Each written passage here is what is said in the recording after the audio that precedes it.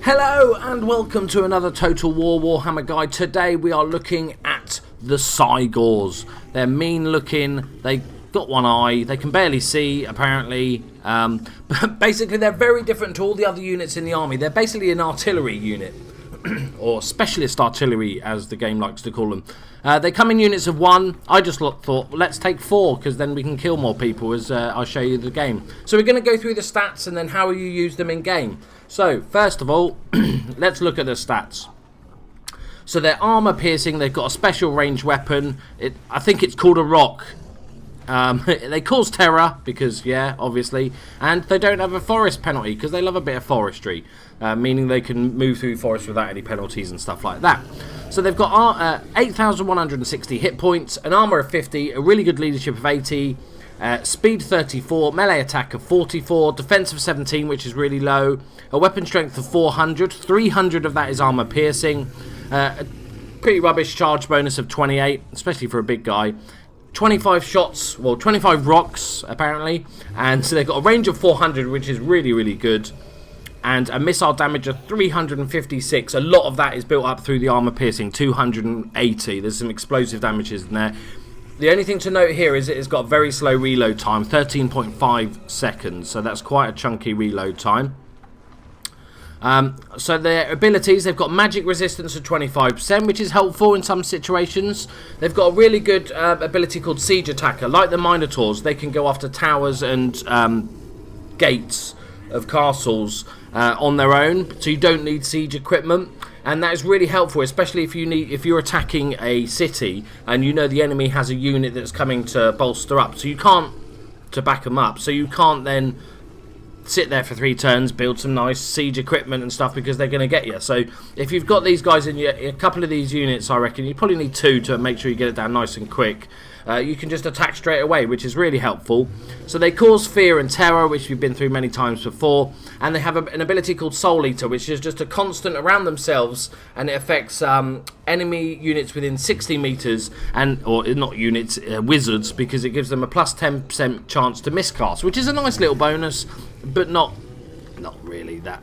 Nothing to sort of plan around. You don't change your tactics based on that, really.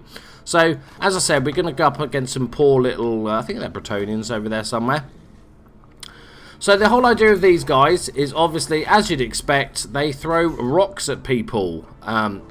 Here we go, let's see the first volley. Big long range. Let's follow him in.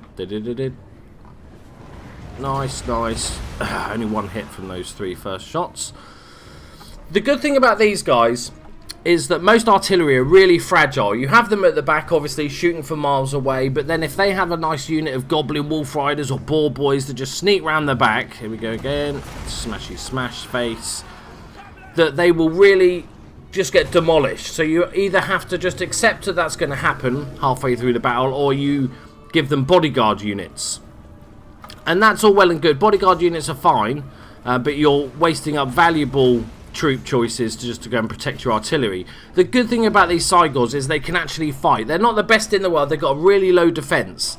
So you can actually leave them on their own, let them do their thing, and when the enemy gets too close, we try and kill this hero. Remember, they got the armor piercing, so we should be able to get some good hits on him. We've got Kazrak here helping out. Right, how's he doing? Okay, he was just shaken up from that shot. He's not been damaged. Come on, boys. One of you just got to hit that hero. Here we go. Miss. Miss, miss. Brilliant. They're not the most accurate things in the world, but as you can see, even missing, they're doing some heavy morale damage. Right, so let's charge them in, shall we? They're, like I said, they're not the best in combat, but they're okay. And we'll send Kazrak to go and get these. And splat. And splat. Yeah. Yeah, they're pretty tanky, so they can actually look after themselves. It's an unusual unit for the Beastmen to have because a lot of the Beastmen units are based around vanguard and hitting and running and stuff, so artillery doesn't really suit their style that much. But especially if you've got a more fighty unit, if you've got like strong units of Minotaurs, you're a bit slower moving, maybe you have some Gaul Raiders with the bows, you can actually build a more standard style army with them, and I would recommend giving it a go. It's pretty powerful. Come on, Cats, get in there, son. Sort him out. As you can see, their morale does drop relatively quickly when surrounded, but they can hold their own, especially against like a single unit. And they do like a good stampy stuff. There's definitely a bit of blood there. There's some spillage and some headless people. Many headless people. He's not got a head. He's not got about the top half of his body. I obviously have the Blood and Gore DLC on. There you go. And they've broken. I would break. I wouldn't even go near him. I'd just run away.